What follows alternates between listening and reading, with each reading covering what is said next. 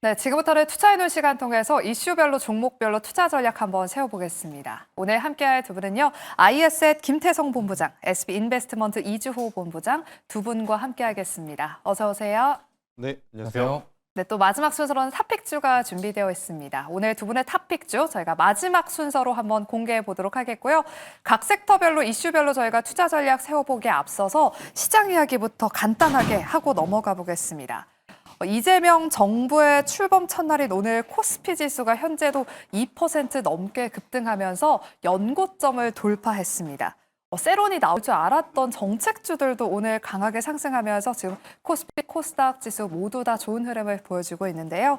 먼저 김태성 본부장님, 네. 지금이라도 좀 주식 비중을 늘려야 될지 아니면 수익이 나고 있는 건 좀 수익을 챙기면서 좀 잠깐 비중을 덜어내고 가는 게 좋을지 좀 고민이 되실 것 같거든요. 네. 오늘의 상승이 하루에 좀 그칠 우려도 있습니다. 어떻게 세워주실까요, 전략? 참 어려운 질문인 것 같은데 저는 지난주 그리고 이번 주 월요일까지 많은 개인 투자자분들이 주식의 비중을 제법 많이 올려놓으셨을 것이다라는 생각이 들어요. 네. 그런 상황이기 때문에 오늘 어떻게 보면 쫓아가는 매매보다는 이제는 기존에 매수하셨던 부분에 대한 수익이 나오는 부분을 좀 즐기시는 게 맞지 않겠는가라는 생각이 들고 있고, 그러면 여기서 더 올라갔을 때 못 쫓아가면 어떻게 하느냐, 그럼 난 또 이번에도 포모 현상에 시달릴 수 있지 않겠느냐라는 고민이 있으실 것 같은데, 일단 우리나라는 금요일 날 일단 거래일이 없죠. 휴장이기도 하고 주말 사이에도 굉장히 많은 글로벌 이슈들이 나올 가능성이 높습니다. 물론 이제 긍정적인 요소는 트럼프 대통령과 시진핑이 통화하겠다라는 이야기가 있지만,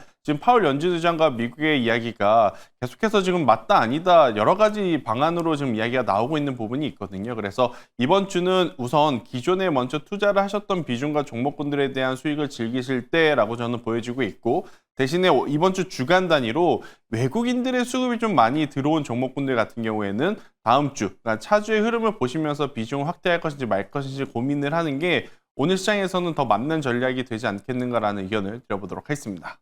네, 일단은 비중을 더 늘리기보다는 일단 수익을 조금 더 즐겨보자라고 말씀을 해주셨습니다. 특히나 오늘 시총 상위 종목 중에서는 SK하이닉스의 상승이 정말 두드러지는데요.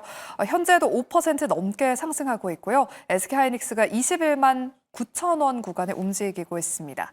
엔비디아가 시총 1위 자리를 탈환하면서 AI 반도체에 대한 투심이 살아난 영향도 있는 것 같습니다. 이주호 본부장님. 오늘 SK하이닉스 쪽으로 외국인의 수급이 정말 집중적으로 들어오고 있는 것 같아요. SK하이닉스가 오르다 보니까 지금 HBM 소부장 쪽들도 동반해서 오르고 있는데 하반기에는 반도체 시간이 이제 돌아오는 건가요?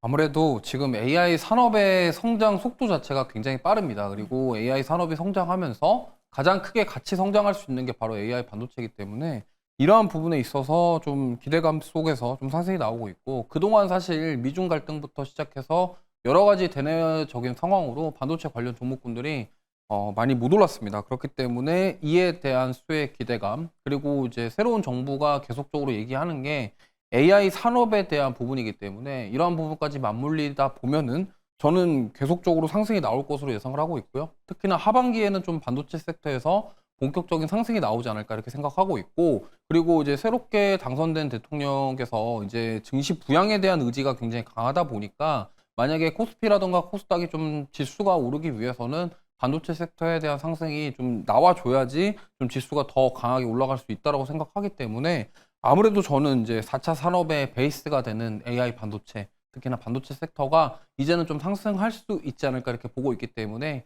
그동안 많은 분들이 좀 답답하셨을 겁니다. 하지만 이를 계기를 통해서 저는 충분히 상승할 가능성이 있다 이렇게 보고 있습니다. 네, 반도체 섹터에 대해서 긍정적인 코멘트를 주셨습니다. 그리고 지금 이재명 대통령이 그동안 대선 후보 기간에도 반도체 특별법을 신속하게 제정하겠다라고 밝히는 등 K반도체를 세계 1위로 만들겠다라고 발언을 한 바가 있습니다. 이주호 본부장님, 그렇다면 반도체 1호 공약에 따라서 국내 반도체 섹터에서 어떤 영향을 미칠지, 그리고 반도체도 정말 다양한 기업들이 있잖아요. 어느 쪽을 봐야 되는지 전 좀 궁금하더라고요. 일단 이게 너무 폭넓어서 사실 뭐가 더 이렇게 딱 집어서 봐야 된다 이렇게 말씀드리기보다는 일단은 이거를 주목하시면 좋을 것 같아요. 그러니까 대통령 되기 전에 선거운동을 시작할 때 처음에 찾았던 곳이 퓨리오사 AI였고, 네. 그 다음에 거기서 나왔던 얘기가 AI 백조 투자, 그 다음에 국부펀드 이런 얘기들이 나왔었습니다.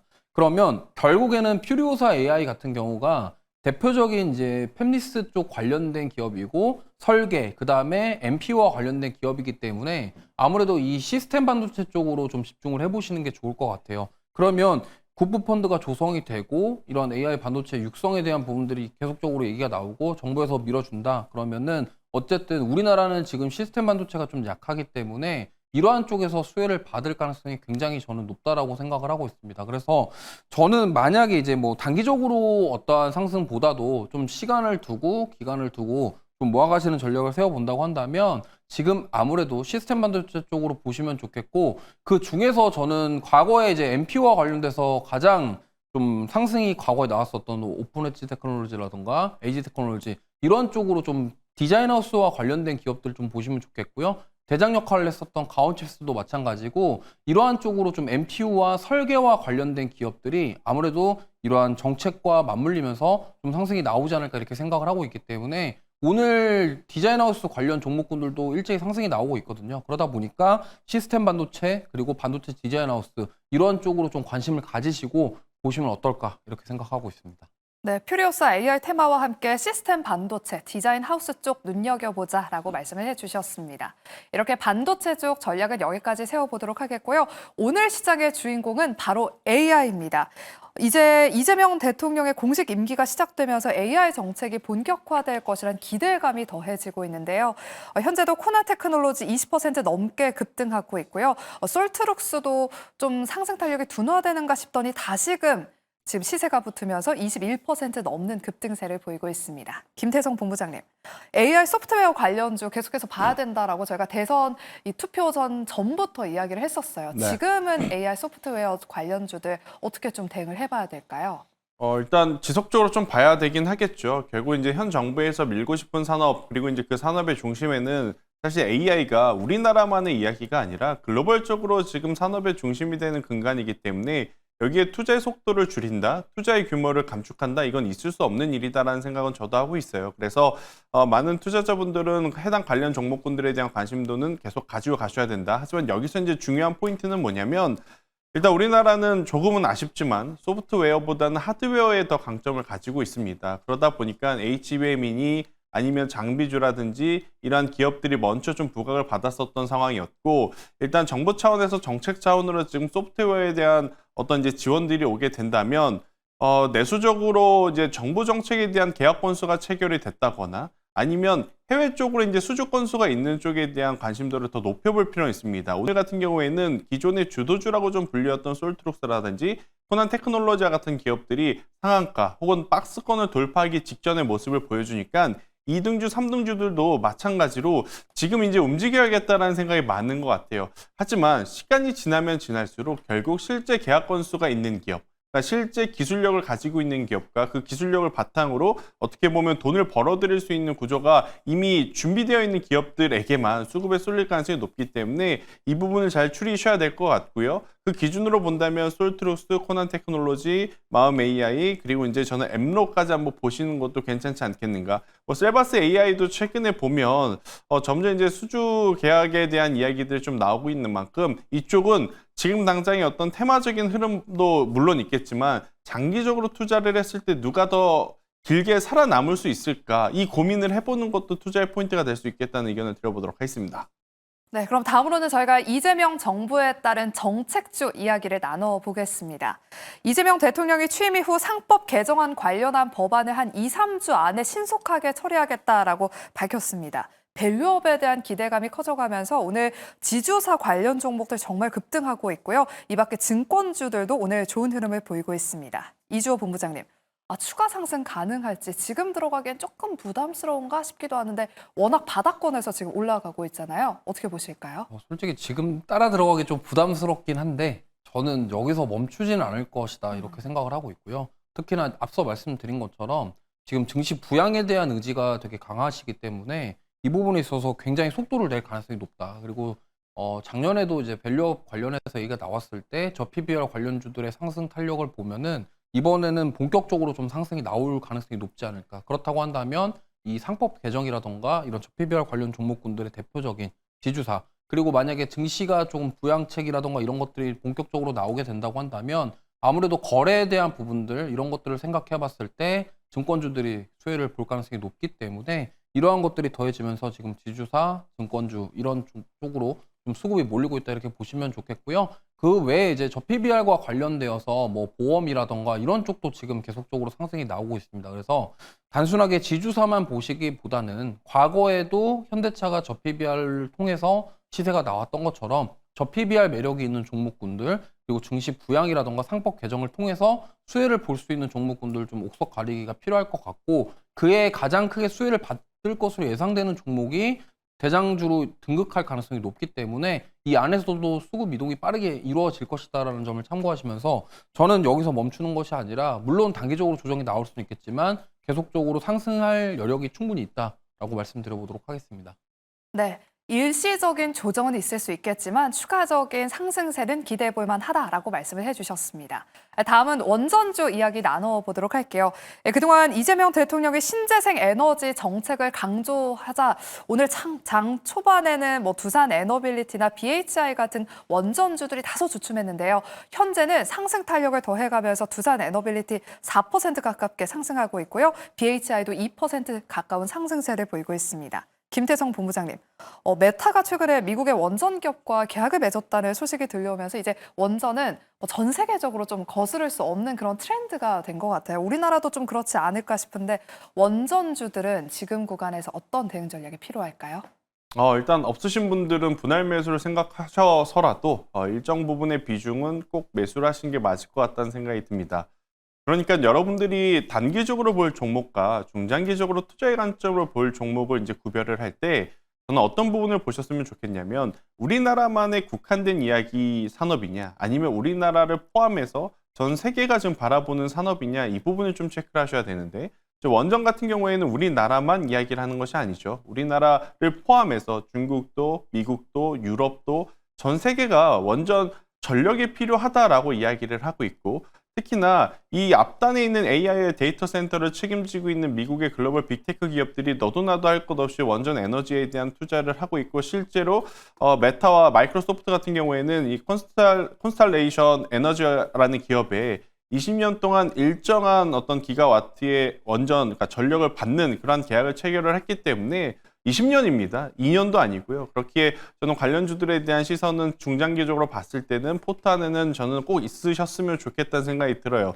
대신에 두산에너빌리티라든지 BHI 같은 경우에는 단기간에 올라오는 폭도 그리고 어떻게 보면 상승력도 그리고 등락률도 굉장히 높았기 때문에 부담스러우실 수 있을 것이다 라고 생각은 하지만 저는 여전히 포트 안에 원전주들은 있으시는 게 맞을 것 같다. 만약 두산에너빌리티는 저는 개인적으로 여전히 좋다라고 보지만 가격적으로 부담이 된다면 한전 KPS라고 하는 기업이 있습니다. 우리나라 이제 설계라든지 이러한 부분을 책임져 주는 또는 만약 가격적인 부담이 된다면 한전 KPS라고 하는 기업을 현재 구간에서 관심 있게 보시는 것도 괜찮지 않겠는가. 지금 일각에서는 원전이 올라가면 태양광과 풍력은 좀 빠지고 태양광과 풍력이 움직이면 원전이 또 빠지는 이러한 수급 시속 게임에 대한 고민을 하고 계시는 것 같은데 에너지원은 여전히 필요하다라는 의견을 드려보도록 하겠습니다. 네, 후속 원전주로 한전 KPS까지 눈여겨보시기 바랍니다. 그럼 저희가 자료를 하나 정리를 해봤습니다. 이재명 대통령이 그동안 공약을 발표하면서 정책 모멘텀이 붙었던 쪽을 저희가 정리를 해봤는데요. 오늘 장에서 강한 AI 있고요. 그리고 또 K컬처 전폭적으로 지원하겠다라고 밝힌 바 있습니다. 이 밖에 태양광, 풍력 등 신재생 에너지 고속도로, 그리고 남북 경협주들, 남북 경협을 통해서 코리아 디스카운트를 해소하겠다라고 밝히면서 다양한 정말 정책 모멘텀들이 붙어 있는데요. 이주호 본부장님, 유심히 이렇게 보고 계셨어요. 이 중에서 어느 쪽을 우리 개인 투자자분들은 선택과 좀 집중을 해볼 수 있을까요? 참 어렵습니다. 이게 참 많죠. 많은 정책들 중에서 뭐가 과연 대장이 될까 이렇게 판단하기는 좀 어려움이 있지만 그래도 오늘 시장에서 강하게 반응하고 있는 일단 AI 소프트웨어를 좀 먼저 1순위로 말씀을 좀 드리고 싶고요. 그 외에 이제 AI에 따라갈 만한 게 바로 저는 반도체라고 생각을 합니다. 그래서 물론 모든 섹터들이 지금 다 핵심적으로 좀 움직이고 있지만 그 중에서도 강하게 반응하고 있는 그 두 가지를 말씀드리겠고 마지막으로 저는 통신 장비 그러니까 5G 통신 장비 쪽을 보시면 좋겠는 게 이 공약 중에 6G와 관련된 이야기가 있었습니다. 그리고 오픈랜 방식을 적용해서 이러한 우리나라 장비 업체들의 글로벌 시장 진출에 대한 지원 이런 것들도 있었기 때문에 그동안 사실 이 양쪽 후보 간에 지금 통신 장비와 관련된 공약은 계속적으로 있었고 그다음에 AI 산업의 발전을 위해서도 어떻게 보면은 통신 인프라라던가 저런 통신 장비에 대한 부분들은 필요하다라고 저는 생각하고 있기 때문에 사실 요즘에 소리 소문 없이 조용히 올라오고 있는 섹터 중에 하나이기도 합니다. 그래서 통신 장비와 관련된 종목군들 한번 보시면 좋을 것 같고 지금 계속적으로 좀 좋은 시세가 나오고 있고 물론 뭐 AI 소프트웨어처럼 단번에 강한 모습을 보이고 있지는 않지만 꾸준하게 우상향해주고 있기 때문에 이 점 참고해 주시면 좋을 것 같습니다. 네, 우리 이조 본부장님의 AI 소프트웨어 통신 장비 꼽아주셨고요. 우리 김태성 본부장님의 의견도 여쭤볼게요. 지금 담아도 될 정책주 탑3 한번 꼽아주세요. 탑3요. 네, 탑2도 괜찮고. 뭐 네. 전체적으로 저도 AI와 반도체는 이제 공감을 하는 상황이 있고 많이들 안 보실 것 같은 섹터에서 제가 하나를 좀 뽑아보면 경협주들을 이제 볼 때가 되지 않았나라는 생각이 들어요. 언제나 우리나라 대선 이후에 가장 먼저 챙기는 것은 미국과 중국과의 관계. 이제 그 다음에 챙기는 것은 또 북한과의 여러 가지 이야기들이었거든요. 이번에도 저는 마찬가지일 것이다라는 생각이 듭니다. 알게 모르게 지금 남북 경협주에 연결되어 있는 기업들이 오늘 하루뿐만 아니라 지난주, 지지난주부터 슬슬 거래량이 좀 붙기 시작한 것도 체크를 해볼 필요는 있다는 생각이 들고 있고 또 남북 경협주라고 불리우는 기업들 다수가 또 러시아, 우크라이나 휴전 관련한 또 이슈와도 맞물리는 부분들이 있어서요. 저는 이쪽에서 실체가 있는 기업들로 좀 압축해야 될 것 같습니다. 대표적으로 저는 개인적으로 히림이라든지 한미글로벌 같은 기업들을 좀 선호를 하는 편이고 이제 주가의 위치적으로 봤을 땐 일신석재라고 하는 기업들도 한번 보시면 될 것 같은데 이 기업들은 중장기적인 투자라기보단 뉴스 플로우에 조금 더 민감하게 반응할 수 있음을 알고 투자를 하셔야 된다는 의견 드리도록 하겠습니다. 네, 남북 경협주까지 관심 가져보시기 바랍니다. 다음은 제약바이오 진단을 한번 해보겠습니다. 오늘 알테오젠이 지금 10%에 가까운 급등세를 보이면서 38만 원대에서 움직이고 있습니다. 경쟁사인 할로자임의 특허에 대해 제기한 특허 무효 심판이 정식으로 열렸다는 소식이 오늘의 상승 트리거로 작용하고 있는 것 같은데요. 이주호 본부장님. 증권가에서는 지금 알테오젠의 키트로사 SC의 출시에 대한 불확실성이 제거됐다라는 평가를 내놓고 있습니다. 전고점이 지난 3월 18일 45만 9,500원이거든요. 전고점까지 좀 추가적으로 상승할 수 있을까요? 그동안 투자자분들이 느끼셨을 만한 그 불확실성이 어느 정도 해소되는 국면에 왔다라고 생각하고 있고요. 충분히 저는 가능하다라고 생각합니다. 또한 특히나 오늘 이제 일라이릴리가 스웨덴 카무루스와 계약했다는 에로를 했다는 소식과 함께 지금 펩트론이 하한가를 가면서 그 비만 치료제 관련 수급들까지도 같이 들어오고 있다라는 점을 봤을 때 알테오젠은 당분간 좋은 흐름을 이어갈 가능성이 높다라고 생각하고 있고요.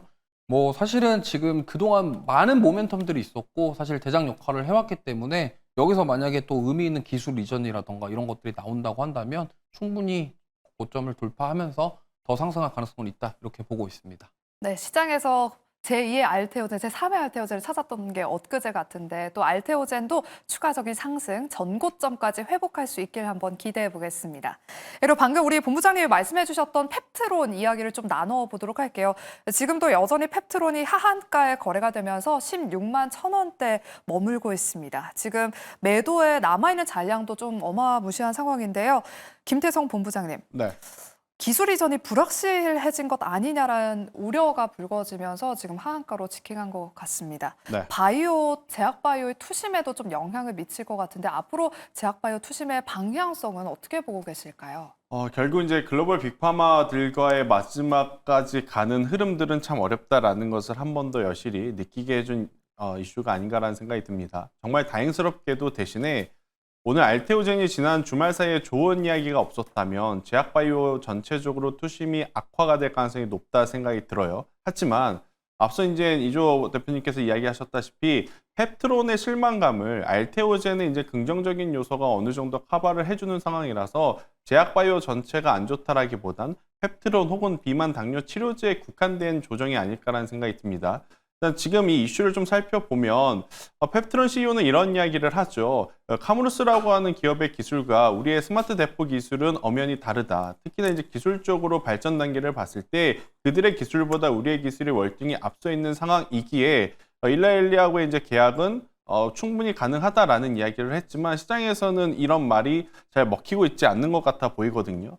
특히나 이슈가 나온 직전에 주가의 위치가 너무 안 좋은 거죠. 역사적인 고점 구간에서 지금 이런 악재가 나타났기 때문에 또 하한가에 잠기는 물량들이 굉장히 많은 상황이라 저는 만약 탈출하실 수 있다면 빠르게 리스크 관리를 하시는 게 좀 필요하다라는 생각이 들고 있고 뭐 아무래도 이제 펩트론 입장에서는 조언 이야기를 할 수밖에 없는 것 같아요. 하지만 현실은 굉장히 또 불확실성이 더 커지고 있는 상황이기에 펩트론에 대한 리스크 관리는 철저하게 좀 빠르게 하시는 게 맞지 않겠는가라는 조심스러운 의견까지 들어보도록 하겠습니다. 네, 펩트론을 일단은 이 소나기를 좀 피해야 된다라고 말씀을 해주셨습니다.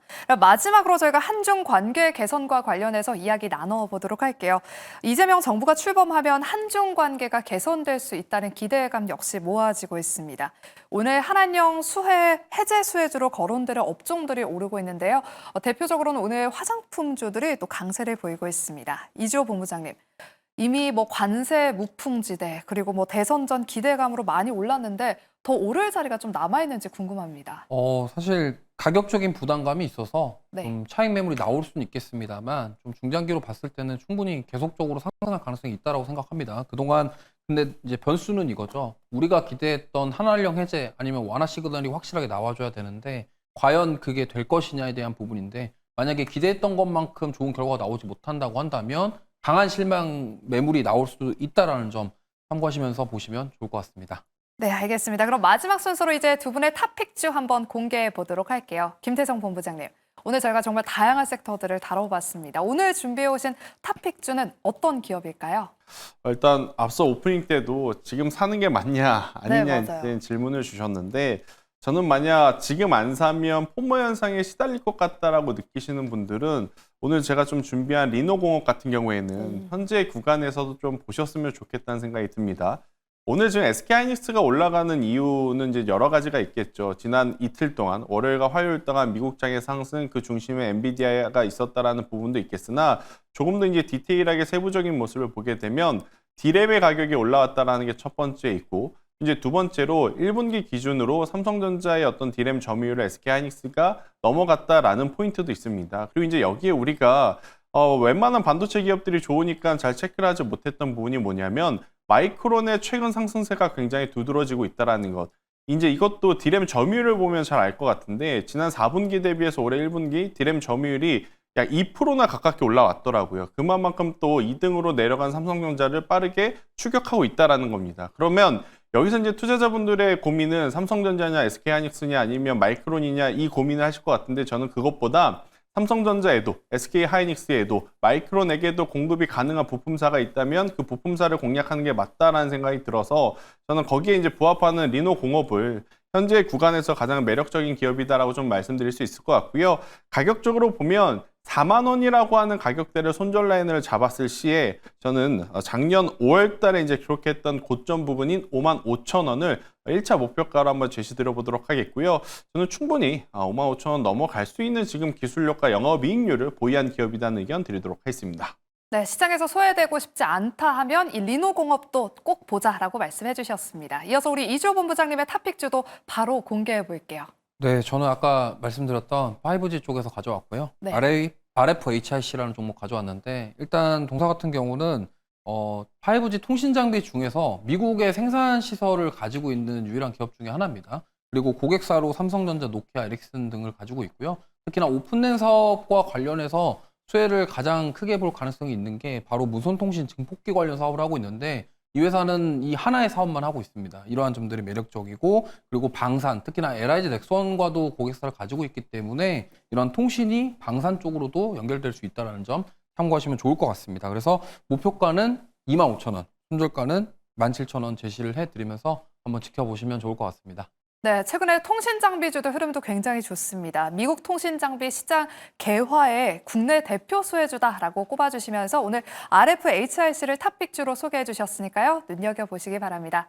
그럼 저희는 내일 이 시간에 다시 돌아오도록 할게요. 함께해 주신 여러분 고맙습니다.